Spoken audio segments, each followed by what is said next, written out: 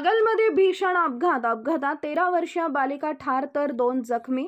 कागलमधील hotel अशोकासमोर Pune Bangalore राष्ट्रीय महामार्गावर झालेल्या भीषण अपघातात 13 वर्षीय गौरी उर्फ आरती महेश नेजे राहणार कणेरीवाडी हिचा मृत्यू झाला, तर रणजित रमेश तंबकदार वय वर्ष 32 आणि पृथ्वी रणजित तंबकदार राहणार दोघेही कणेरवाडी हे गंभीर जखमी झालेत। पुणे बेंगलोर राष्ट्रीय महामार्गावरील हॉटेल अशोकासमोर काल दुपारच्या सुमारास कोल्हापूरकडून कागलकडे येणाऱ्या स्विफ्ट कार MH12HZ2176 पाठीमागून स्प्लेंडर गाडी क्रमांक MH09EX 3824 ला जोराची धडक दिल्याने ते रस्त्यावर कोसळले। धडक इतकी जोरदार होती की पृथ्वीराज गाडीवरून बाजूच्या रस्त्याला फेकला गेला, तर रणजित आणि गौरी हे गंभीर जखमी झाले।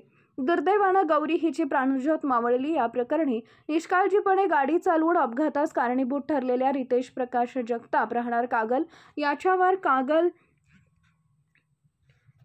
पोलीस स्थानकात गुन्हा नोंद करण्यात आला असून पुढील तपास पोसई रमेश तावरे करत आहेत।